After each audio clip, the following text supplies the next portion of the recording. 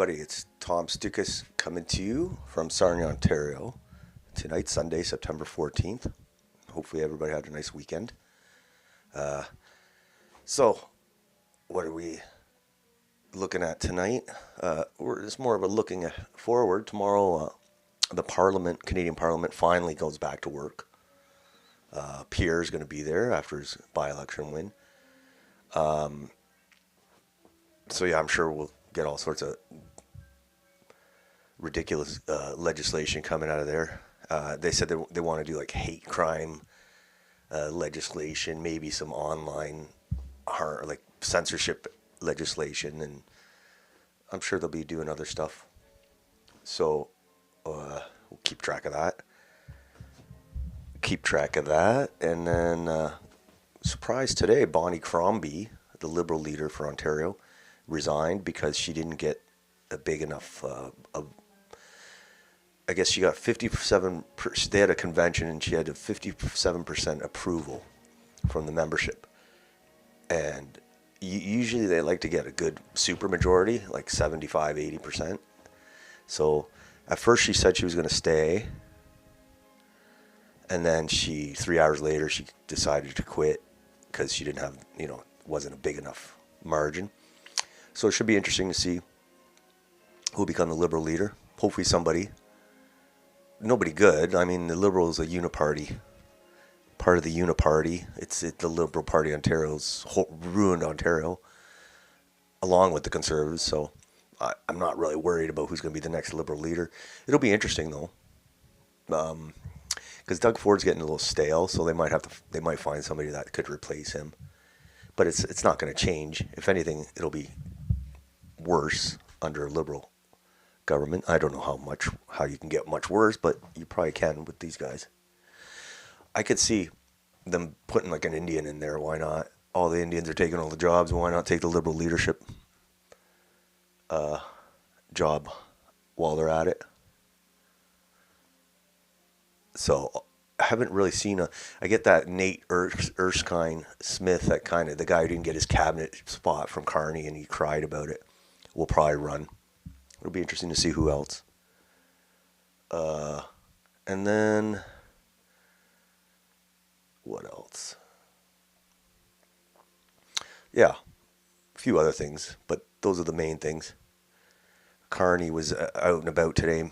Prime Minister Carney was making his housing announcement saying they're going to spend all these billions to get all these houses built and like on federal land and all sorts of schemes. And I hate when these politicians talk about housing, like build housing. That's all they talk about, right? And it's like, I see lots of houses being built everywhere I go in Ontario. And the reason they're building houses, they're building houses that they're expensive. It's not affordable housing they're building. So people buying these houses, but the regular guy can't afford a house.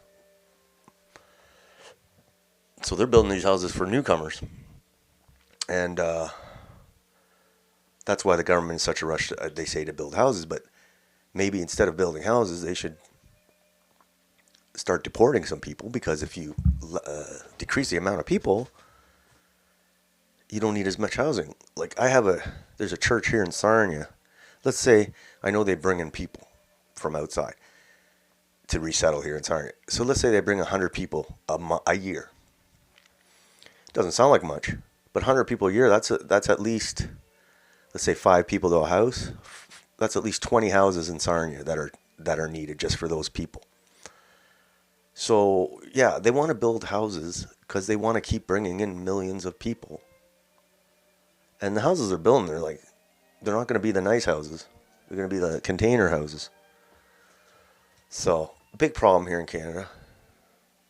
I think that's the biggest problem is housing. Like, you can't rent an apartment, you can't buy a house unless you're lucky. And we got the government's going to build us shacks to rack them and stack them, and they're going to bring in millions of people. So we got to find a way to change that. slowly but surely, hopefully more quicker than slower. So yeah, I hate any politicians that says we need to build housing is a traitor, because the only reason they're doing that is because they want to bring in millions and millions of people. And they say, oh, we're going to cut down on the student visa, we're going to do this and that. They're not cutting down on anything. They're just giving you slop. All right, so let's get to it. Look at this, the day that was, September 14th. And this Charlie Kirk thing still going on. People are all crazy. The whole country's all crazy down there. And here, we got our Antifa crazies here. Big problem. And how do you live with those people? Like, they're not very, like, you can't reason with them. Those ones at Christy Pitts yesterday, oh my gosh, you can't reason with them. What do you do with them though? Next, okay, so let's start here. This is good. Dominion Society of Canada. Poster ops are a go. Get involved in your community. So this is what we're talking about, organizing. Like joining a group, paying your dues, getting involved, try to get like a local chapter, and scare the shit out of the politicians. Say, you guys better listen because we're organized. And I know the people in Christy Pitts, the Canada First people, had good intentions. I know that. But we got to get smarter to take these guys down. So I like that. That's nice. Put some posters up. Looking pretty good. Hope to get more of you guys onboarded and get those videos in. Thank you. What did I say? I should. Alright, well, we've been steady working hard at Niagara HQ to press thousands of posters, multiple designs, packages being sent out.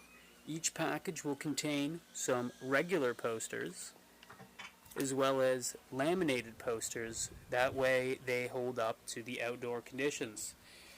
Looking pretty good. Hope to get more of you guys onboarded and get those videos in. Thank you. So yeah, good job. They look nice. And I think people want to join. Like, I think they want to be part of something if they think it's going to be effective. If they don't think it's going to be effective, they don't want to be a part of it. So here's the Bonnie Crombie. It says, despite receiving majority support today, she's asked the Ontario Liberal Party to facilitate an orderly transition towards a leadership vote and will resign when the new leader is chosen. So yeah, poor Bonnie. I think Bonnie will be all right. She's done quite well, and her dad helped her too. So it'll be interesting. Maybe they can get somebody who can beat Doug Ford. But like I said, it's uniparty. Even if he beats Doug Ford, or he or she beats Doug Ford, they ain't going to do anything for you. So there's no details on the leadership, but on the convention or whatever leadership race, but we'll keep an eye on it. Okay. I'm almost betting money they're going to put an Indian in there. Maybe not, though, because the immigration thing's, the public opinion on it's a little low, so I doubt they'll do that, maybe. You never know, though. Next. Yeah, a lot of people are still asking a question about the Charlie Kirk thing.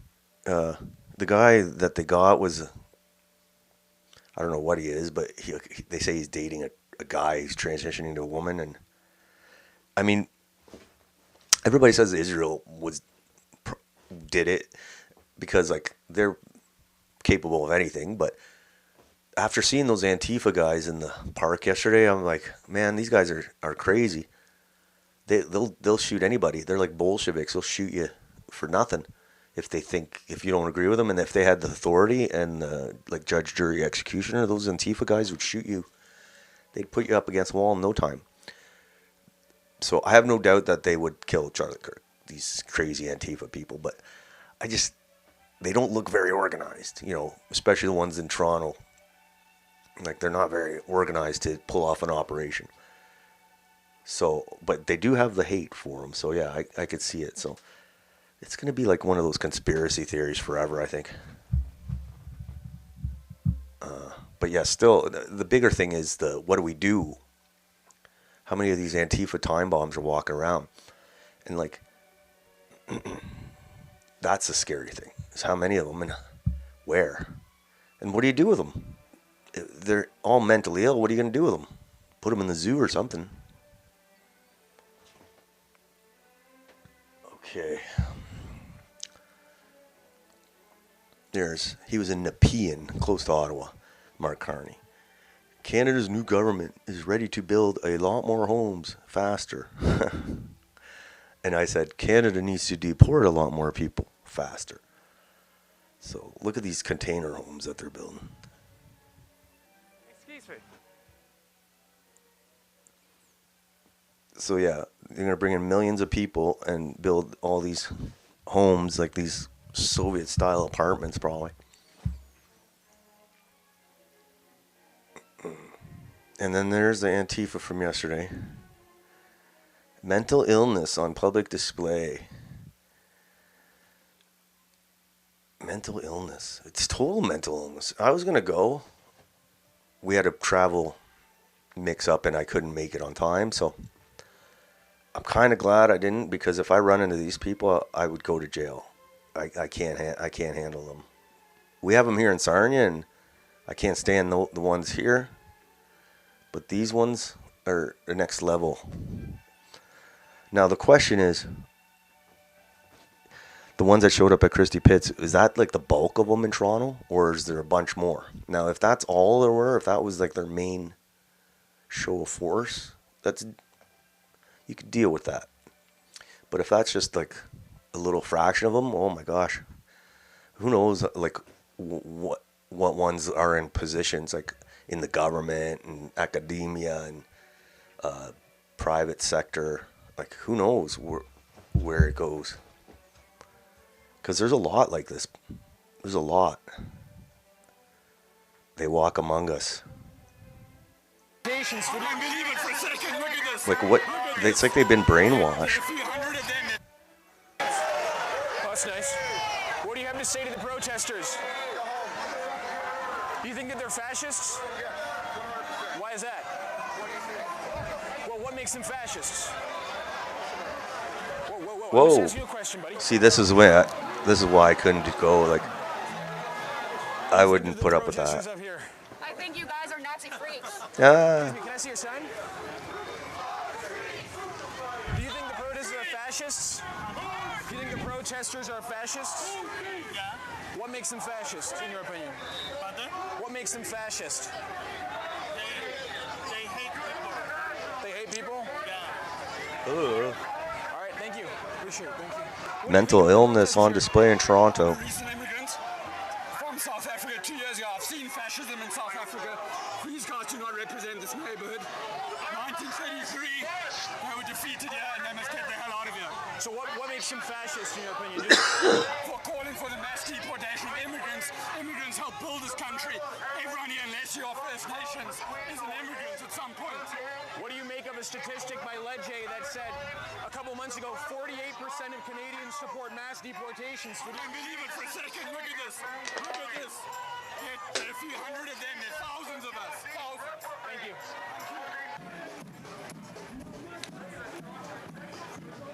It's like they've been brainwashed or something. Why? Can you explain your sign 'Cause they- about them being Nazis? My name's Harrison Faulkner. I work for myself. I'm just here covering the protest.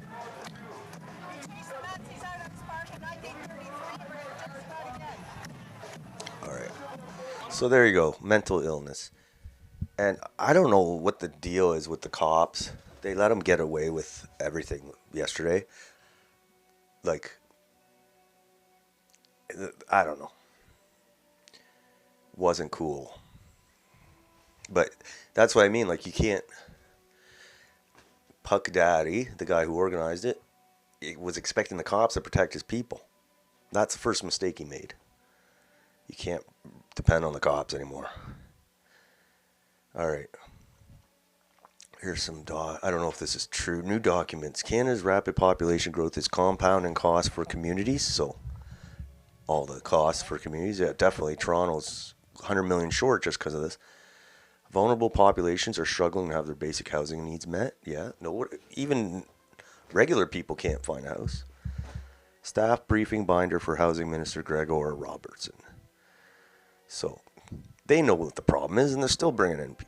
But their solution is, we're going to build more houses. Instead of mass deportations. They're bringing more in. They're not deporting anybody.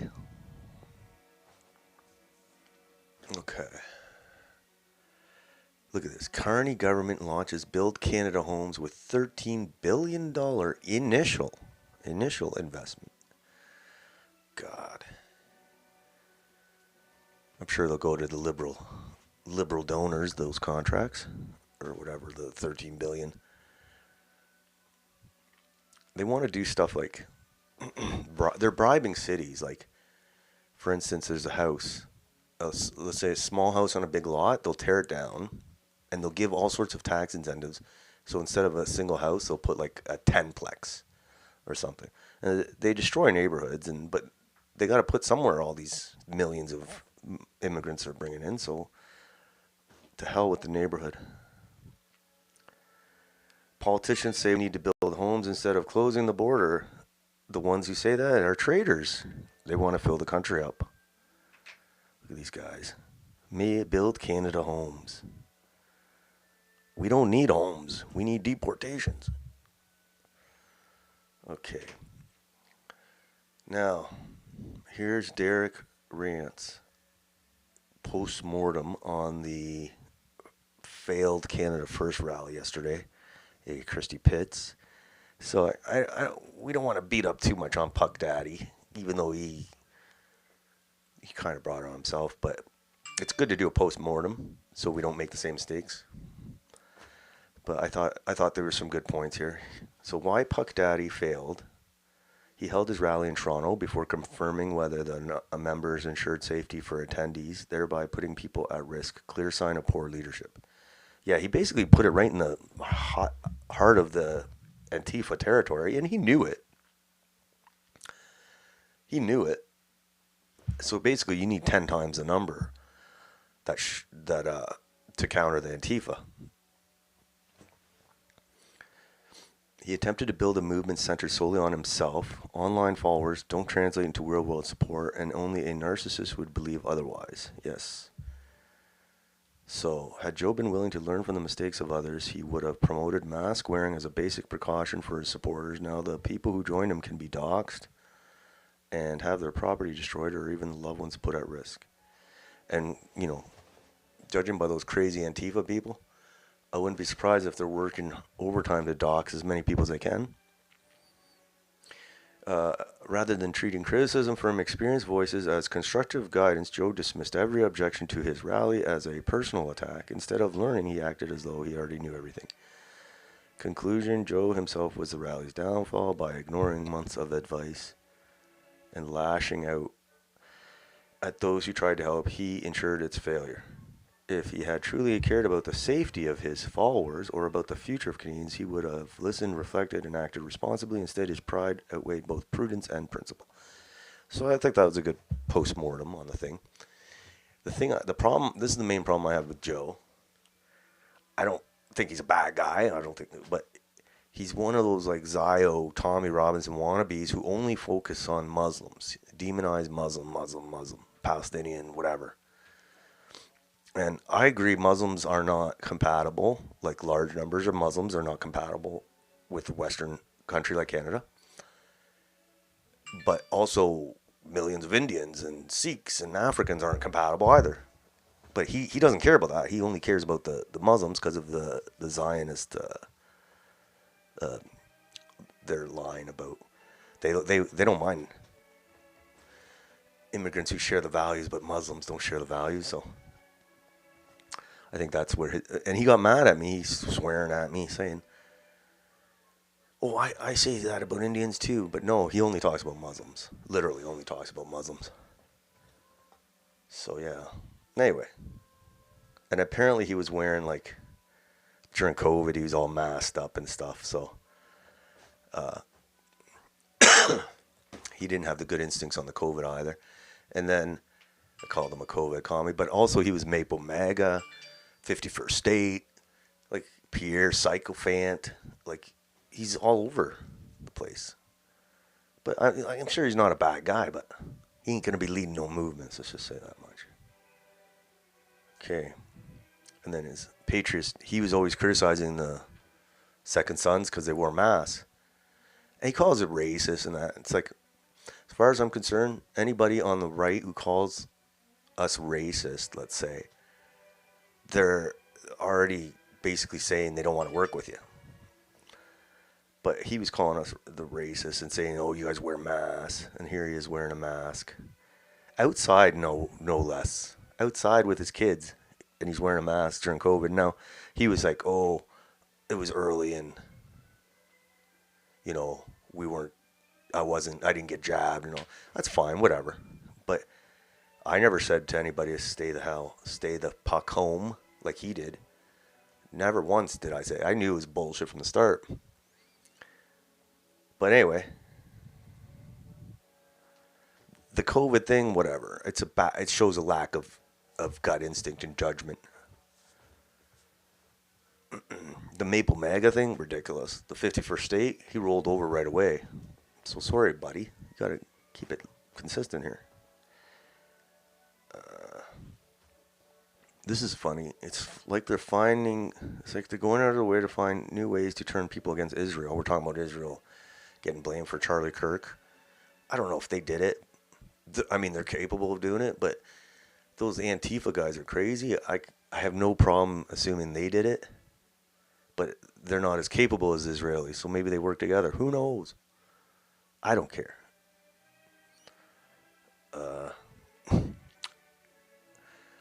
It's like they're going out of their way to find new ways to turn people against Israel. If this passes, it will be a huge loss for Israel and Trump. Trump said he was ushering in an era of free speech, which now seems like the funniest thing he ever said. So basically, U.S. lawmakers, I didn't think this was true, but it must be. They're pushing a bill to strip passports over Israel criticism. So a new bill could see Secretary Rubio, revoke U.S. passports from citizens who criticize Israel. So basically, they're not taking the citizenship away, but they're revoking the passport, so it means you can't travel. And they used to do this in the communist countries. They take your passport and you couldn't travel. So, kind of weird. It's the same thing. We live in the border city here in Canada too. So I wonder, let's say if a Canadian isn't loyal enough to Israel and they go to cross the border over the States, will they ban them from coming over? Why not? If they're revoking passports, yeah, for sure.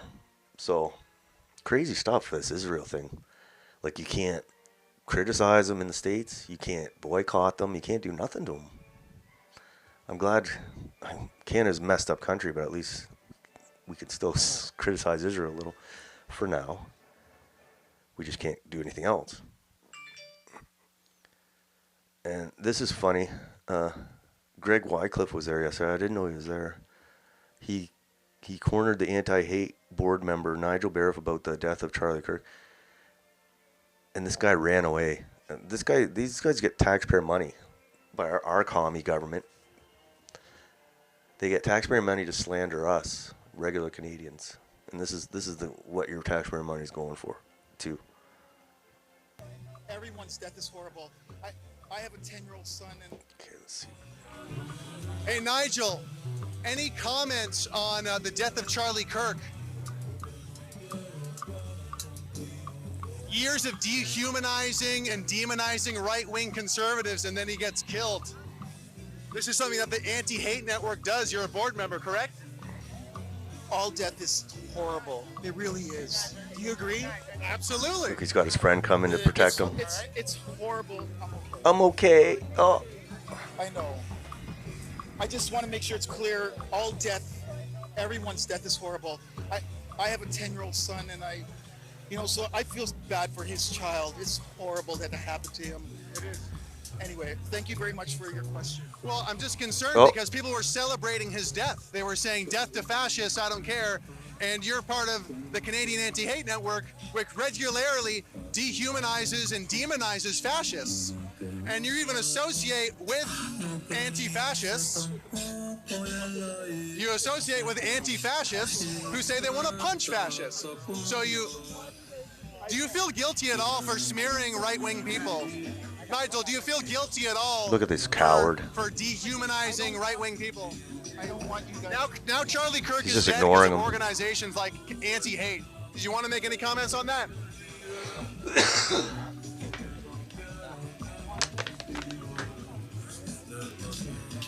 Now Charlie Kirk's children has no father because of smear merchants this like coward. yourself at the Anti-Hate Network. So again, Look at this coward. There's your taxpayer money at work. Very good, very good. Running away from the conversation. Running away from the conversation. That's what they do.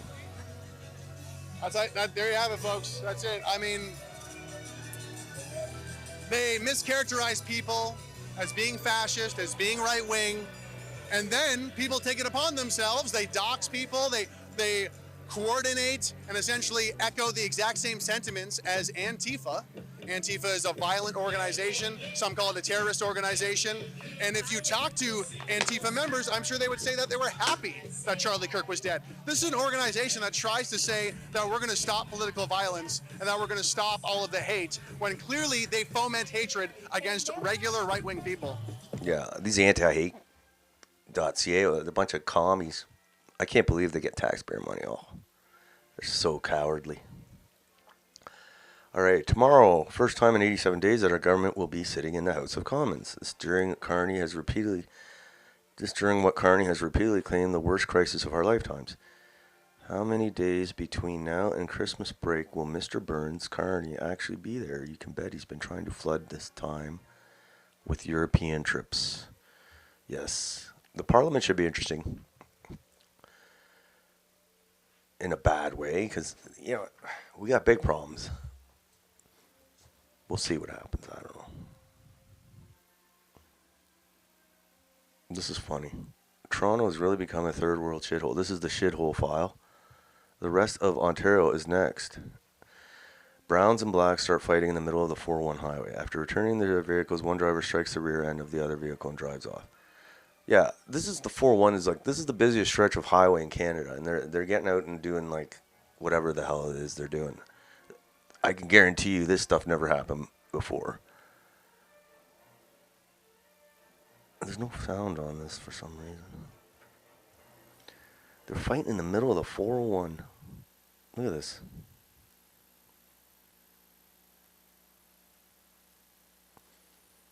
Tell me you look like a third world country without telling me.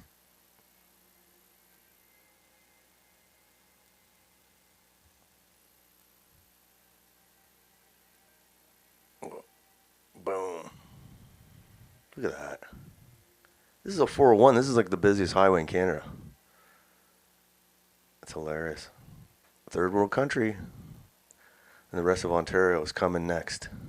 Toronto's already third world. It's occupied territory. It's garbage. This is a Puck Daddy was also a COVID clown. His failure is complete. So, yeah, he said he wasn't it was early in COVID, so he wasn't fully aware of the scam. But I never said stay the fuck home to anybody. You know who said that? Anna Poilievre and Puck Daddy. See, look at this guy. Stay the puck home. What the hell, man? And he's like, oh, he has a little message here. COVID isn't playing games, guys. 400 plus new cases today. Take my shirt's advice. Stay safe and stay the puck home. All right.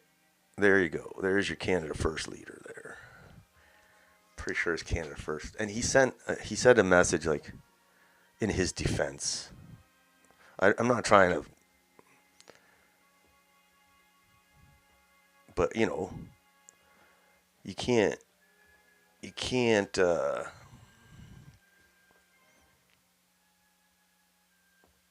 purport to lead these guys and then have all these kind of failures. You know, the 51st state thing, the Zionist thing,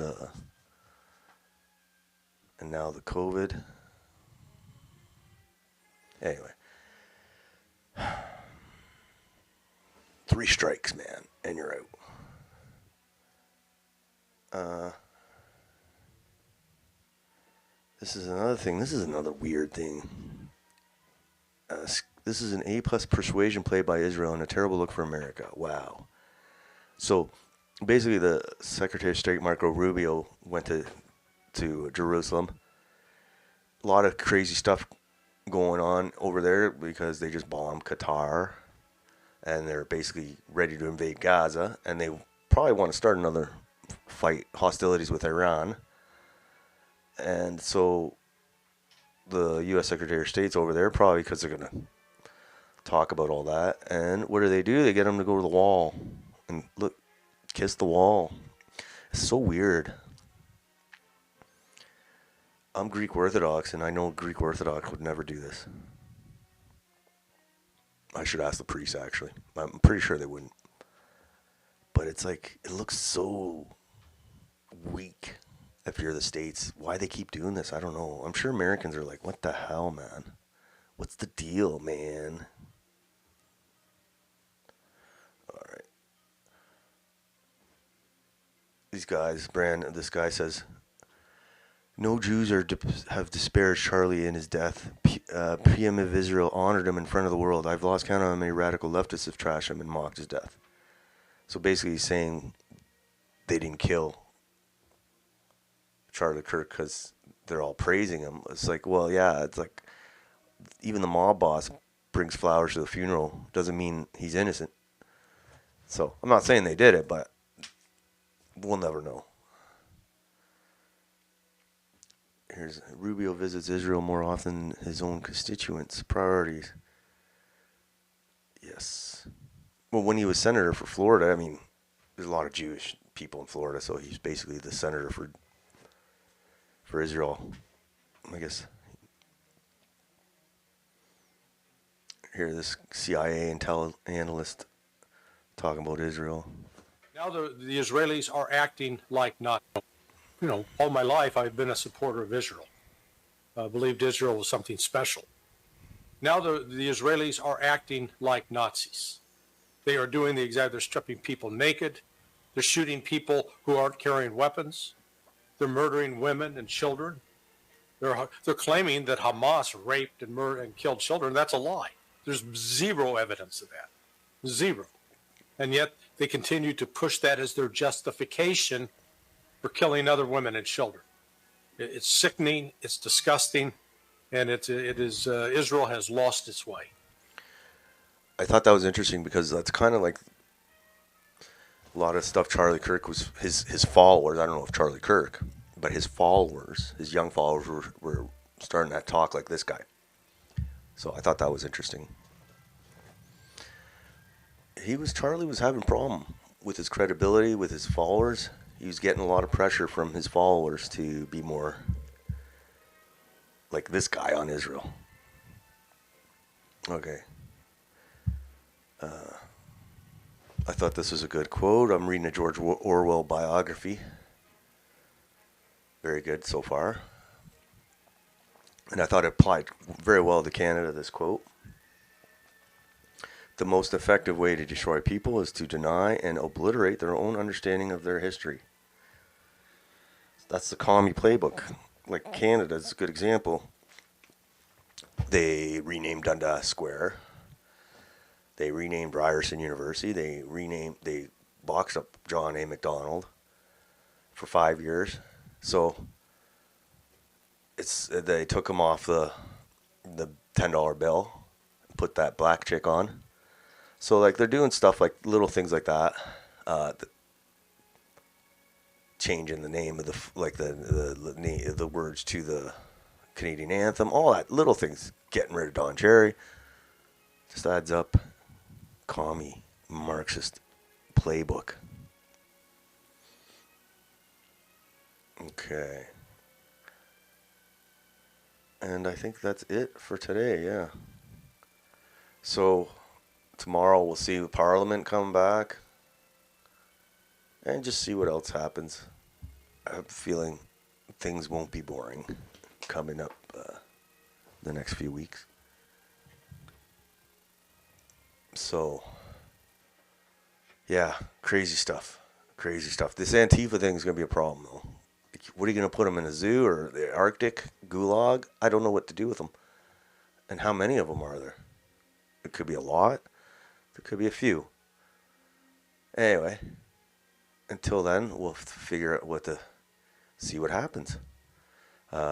So the next broadcast will be Wednesday, September